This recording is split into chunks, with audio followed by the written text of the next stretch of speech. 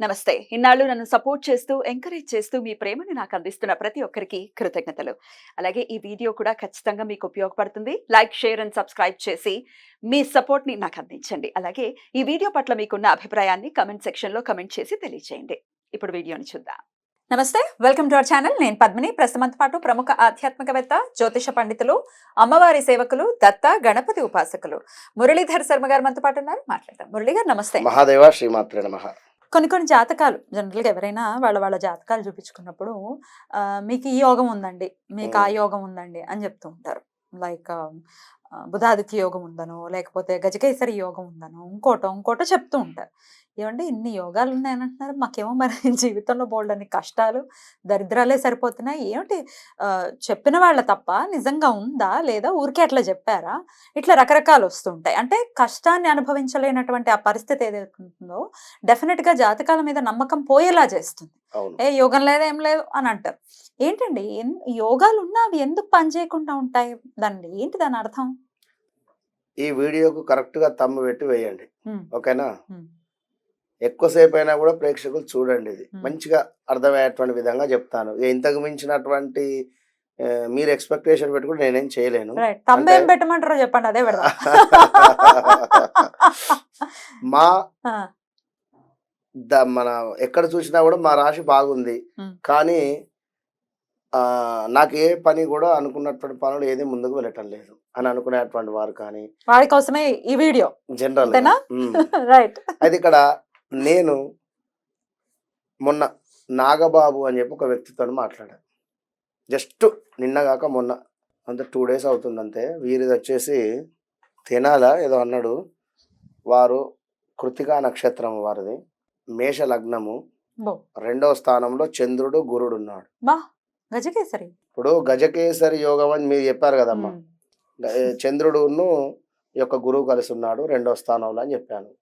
మరి ఇతని జాతకము కృతికా నక్షత్రం అని చెప్పాను కదా. సూర్యుని దశ అయిపోయింది. అటు పిమ్మట చంద్రుడు, కుజుడు, రాహు దశ కూడా అయిపోయింది. అటు పిమ్మట మనకు గురు దశ నడుస్తుంది. ఇప్పుడు గురుదశ నడుస్తుంది. గురువులో చంద్రుడే నడుస్తున్నాడు. మరి ఎట్లుండాలి ఇప్పుడు? బాగుండాలి కదా. బాలేదు. ఓకే. ఇది విషయము. ఇక ఎందుకు బాలేదు చెప్తాను. మరలా ఇంకొక విషయం ఏమిటి అంటే ఇంకొకరి జాతకం కూడా సూర్యుడు, శుక్రుడు కూడా కలిసి ఉన్నా కూడా అద్భుత రాజయోగం ఉంటుంది. అవునా? చాలా బాగుంటుంది. ఓకే. సూర్యుడు, శుక్రుడు గనక సూర్యుని ఇంట్లో గాని లేదా కుజుని దగ్గర ఉన్న అంటే మనకు మేషంలో ఉన్న లేదా మీనంలో ఉన్న మీనంలో మనకు శుక్రుడు ఉచ్చబొందుతాడు. తప్పకుండా వీరు యాక్టింగ్ ఫీల్డ్‌లో అద్భుతమైనటువంటి రాణింపు ఉంటుంది. విన్నారా? ఇక్కడ శని ఇతనికి లగ్నాత్ ఉన్నది. మన 12వ స్థానంలో ఉన్నది. వ్యయంలో 12వ స్థానంలో మీన రాశిలో ఉండడం జరిగింది. విన్నారా? అది కేవలము ఎంత అంటే జస్ట్ 12.3 డిగ్రీస్‌లో ఉంది. 12.3 డిగ్రీస్ అంటే చాలా గట్టి పోటీ అది. ఇక గురువులు, చంద్రుడు ఇద్దరు కూడా 23 డిగ్రీస్ మీద ఒకరున్నారు. మరొకరు 27 డిగ్రీస్ మీదే ఉన్నారు. అయితే శని చూపు వల్ల ఎక్కువ బాలేని పరిస్థితి ఉంది ఇక్కడ. తృతీయ దృష్టి శనిది 3వ ఇంటి మీద పడుతూ ఉన్నది. ఇక్కడ వారు ముసలివారు అయిపోయారు. ఇక్కడ శని భగవానుడు యువకుడు అయిపోయాడు. యువకుని దెబ్బకు తట్టుకోలేకుండా ఉన్నారు వాళ్ళు. విన్నారా? కనుక ఈ యోగం ఎప్పుడు వారికి సిద్ధిస్తుందంటే చంద్రునిలో గురువు వచ్చినప్పుడు సిద్ధిస్తుంది. చంద్రునిలో గురువు అయిపోయింది అతనికి. అయిపోయింది చంద్రునిలో గురువు. అయిపోయినట్టే. ఇదే విషయం. ఇది ఒక్కసారి దీనికి ఇట్లా కామా పెడదాం. ఇది రెండవది నాడీ జ్యోతిష్యం అని చెప్పి ఒకరు, ఇది వీరు కూడా నిన్ననో మొన్ననో, అతని పేరు శ్రీకాంత్. వారిది వచ్చేసి విజయవాడ వద్ద. అక్కడ వారి మిస్సెస్ వాళ్ళ చెల్లెకు వివాహం జరిగింది. వివాహం జరిగిన తర్వాత అంతా ఒక 2-3 నెలలకు ఆ యొక్క భర్త కొంత సాడిస్ట్ అని చెప్పి గొడవలు అయి వచ్చినటువంటి దాఖలాలు ఉన్నవి. నా దగ్గరికి మొన్న జాతకం తీసుకొని వచ్చాడు. ఈ జాతకం చూడండి. నేనంటే బాగా నమ్మకం అతనికి చెప్పా. బాబు ఈ సమయంలో నీకు జాబ్ మారుతావు. మారాడు. దాని తర్వాత మీకు మిసెస్‌కి ఈ సమయంలో కన్సీవ్ అవుతుంది. అన్నట్టు గురువుగారు మీరు చెప్పినట్టు తను దగ్గర దగ్గర ఒక నలుగురు, ఐదుగురికి నన్ను పరిచయం చేయించాడు. హ్మ్. బ్రాహ్మణుల పిల్లవాడు అతను. హ్మ్. సాఫ్ట్‌వేర్‌లో జాబ్ చేస్తాడు. బాగా నమ్మకం. హ్మ్. అతను ఈ మా మిసెస్ వాళ్ళ మన సిస్టర్ అని గురువుగారు చూడండి అని చెప్పి చూపించిన తర్వాత చెప్పాను. హ్మ్. ఈ అమ్మాయికి వివాహం జరిగిందా? నాకేం చెప్పలే. జస్ట్ వివాహం జరిగిందా అన్నా. హ్మ్. జరిగింది అన్నారు. పలానా 2017 నుండి 19 ఒక పీరియడ్ చెప్పాను. 2021 నుండి 22 ఆగస్ట్ లోపు 2 పీరియడ్‌లు చెప్పాను. ఈ టైంలో అయిందా అన్నాడు. 21లో మే తర్వాతే అయిందని చెప్పి అన్నాడు. అన్న తర్వాత ఈ అమ్మాయికి పితృదోషం ఉంది అని చెప్పి అంటే వెనకటి తరతరాల నుండి మీ ఇంట్లో ఎవరికైనా ఒకరికి ఈ విధంగానే జరుగుతుందని చెప్పి ఎవరో చెప్పారట. నాడి జ్యోతిష్యం ద్వారా అని చెప్పి నాతో తను చెప్పాడు. విషయం ఏందంటే అమ్మాయికి ఎవరో కొంత చెప్పారు. నాడీ జ్యోతిష్యుల దగ్గర ఏదో కూడా ఏదో చూపించుకున్నారు. చూయించుకున్నారట. ఎవరో చెప్పారని చెప్పి అన్నారు. ఈ అమ్మాయి జాతకరీత్యా కుజుడు బాలేడు. ఇక కొన్ని స్థానాలలో ఉన్నాడు. అది ఎందుకు మనం చెప్పడం గాని, కొన్ని స్థానాలలో ఉన్నాడు. ఆ యొక్క కుజుని మీద కూడా శని చూపు పడడం జరుగుతూ ఉన్నది. కొంత మ్యారిటికల్ లైఫ్‌లో హ్మ్. ఇబ్బంది జరిగేటువంటి పరిస్థితి ఉన్నది. సప్తమాత సూర్యుడు నీచబడి ఉన్నాడు. అష్టమాత కుజుడు ఉండడం జరిగింది. ఇక ఈ కొన్ని కొన్ని స్థానాలలో ఉండడం చేత మ్యారిటికల్ లైఫ్‌లో ఇబ్బందులుంటవి. ఈ అమ్మాయికి రెండో వివాహము సెట్ అవుతుంది. ఏమైనా వివాహం మన ఎంగేజ్‌మెంట్ దాకా వచ్చిపోవడం గాని, లేదా వివాహం జరిగి 2, 3 రోజులకే గొడవలు జరిగిపోయిన తర్వాత రెండవది సెట్ అవ్వడం గాని, ఇలా ఉండేటువంటి వారికి కదలి వివాహం గాని, ఇలాంటివి కొన్ని చేసుకొని ముందుకు వెళితే మంచి ఫలితం ఉంటుంది. రైట్. అయితే కరెక్ట్‌గా మనం చూసి చెప్పాలి. ఇక దీనికి తరతరాల నుంచి వచ్చిందని ఏవో కొన్ని కొన్ని యోగాలు ట్యాగ్స్ పెడితే అబ్బో! యోగాలనేవి కాదు. ఆ! లైఫ్ లాంగ్ వర్తించే విషయం ఉండదు అని అంటున్నారా? నేను చెప్పేది ఇది. వర్తించేటటువంటి పరిస్థితి ఆ! ఉండదు అని నేను చెప్తున్నారు. ఎందుకంటే ఎవ్వరైనా కర్మ అనుభవించుడే. రైట్. శని పీరియడ్‌లో మీకు శని దెబ్బ కొడతాడు. హ్మ్. గురువు పీరియడ్‌లో గురువు. నాకైనా, మీకైనా, ఎవరికైనా. ఒకవేళ హ్మ్. మీకు యోగం ఉన్నదా? హ్మ్. మీరు ఆ యోగం అనుభవించడానికి అర్హులా? హ్మ్. ఫస్ట్. హ్మ్. ఇవన్నీ కాదమ్మా. హ్మ్. మీరు మీ మనస్సాక్షి మంచిదేనా? హ్మ్. మీరు ప్యూర్ హార్టేనా? రైట్. అప్పుడు డెఫినిట్‌గా ఇట్లా మాకు వర్తించట్లేదు. సో, ఇంకొకటి జ్యోతిష్యం లేదు. జ్యోతిష్యం మీద రకరకాల మాటలు వింటూ ఉంటాం గదా! చెప్పేవాళ్ళని తిట్టటం ఇట్లాంటివి గూడా. అవును. హ్మ్. ఇంకొక మాట. హ్మ్. ఇక్కడ పేరొచ్చేసి రాజేషు. హ్మ్. తన జననామం వచ్చేసి హా మీద వచ్చింది. విన్నారా? హా మీద అంటే ఏదైనా కావచ్చును. విన్నారా? హనుమంతు కావచ్చును. ఏదైనా పెట్టుకో. కాదు మురళి గారు. నామ నక్షత్రం ఎట్లా పనిచేస్తుంది? ఇప్పుడు ఇదివరకు రోజుల్లో అంటే బ్రాహ్మణుల దగ్గరికి వెళ్లి రాయించుకునేవారు. వాళ్ళ అవును. టైమ్‌ని పెద్దగా నోట్ చేసుకునేవాళ్ళు కాదు. కానీ ఇప్పుడు పిల్లలకి ట్యాగ్‌తో సహా ట్యాగ్ మీద రాసేస్తున్నారు ఏ టైంకి పుట్టారని. సో, టైము మనకు తెలిసినప్పుడు ఇంకా నక్షత్రంతో పనేంటి? కరెక్టే అమ్మా నక్షత్రం కాదు. మీరన్నది. అక్షరంతో అదే పనేంటి? అక్షరంతోని పనయిందని మీరంటున్నారు. హ్మ్. కరెక్టే మీరు చెప్పింది. హ్మ్. నేను వాస్తవానికి కూడా ప్రతి వీడియోలో గాని అంటే జనరల్‌గా ఎక్కడైనా కూడా నేను చాలా సార్లు అంటూ ఉన్నాను. ఎందుకు అంటే ఆఫ్టరు 35, 36 ఇయర్స్ లోపు జాతకము అనేటువంటిది డేట్ ఆఫ్ బర్త్ పుట్టిన సమయం అనేటువంటిది ఎంత కీ రోల్‌ను ప్లే చేస్తుందో, ఈ 36 ఇయర్స్‌లో మరి మీకు జన్మనామం ప్రకారంగానే పేరు పెట్టారనుకుందాం. విన్నారా? అదే కంటిన్యూ అవుతుందిక్కడ. హ్మ్.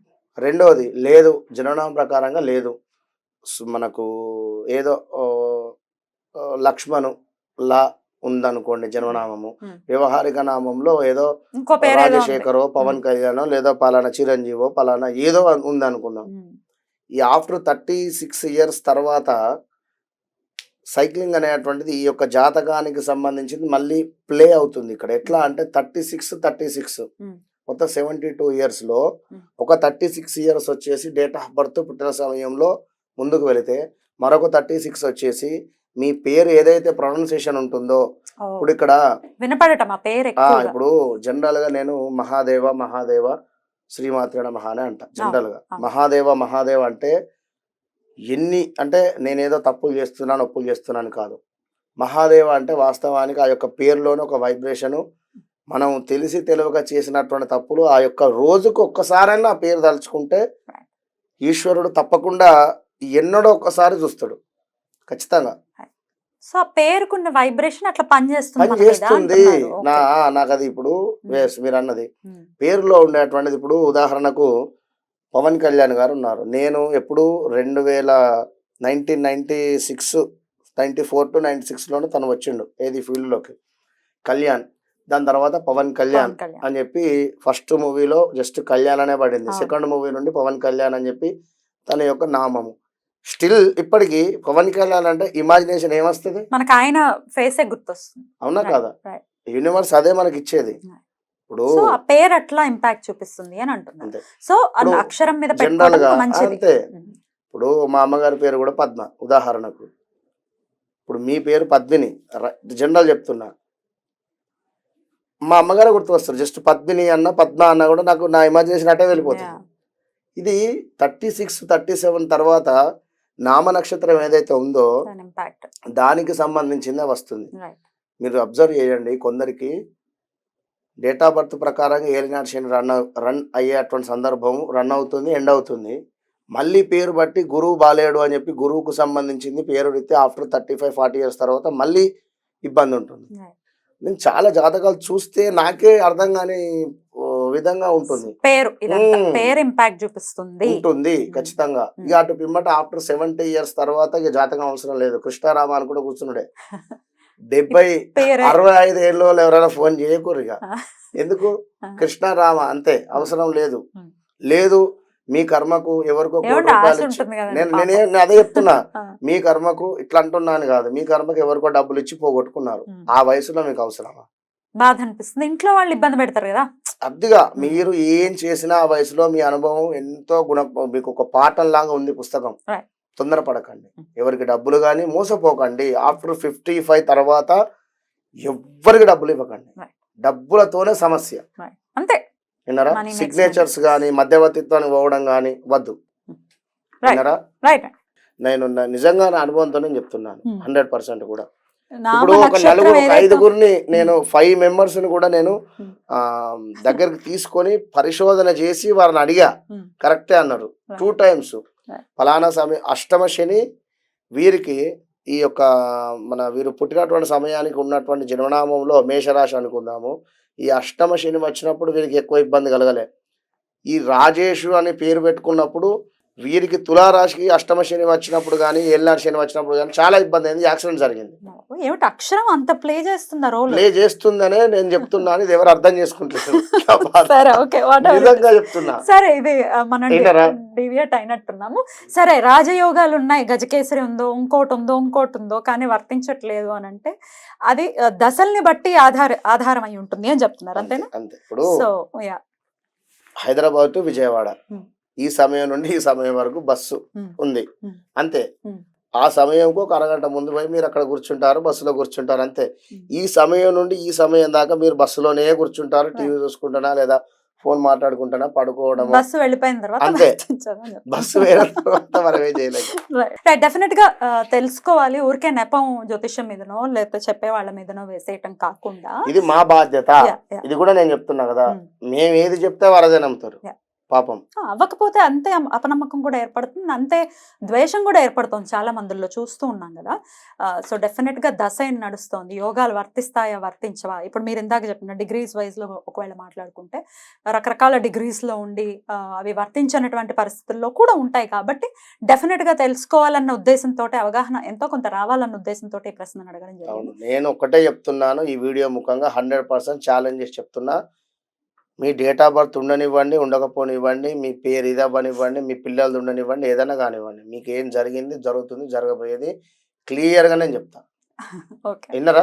ఇప్పుడు అక్కడ ఒక దాన్ని ఏమంటారు, గొయ్యి ఉంది, దాని మీద మనకు ఏర్పడకుండా ఉంది.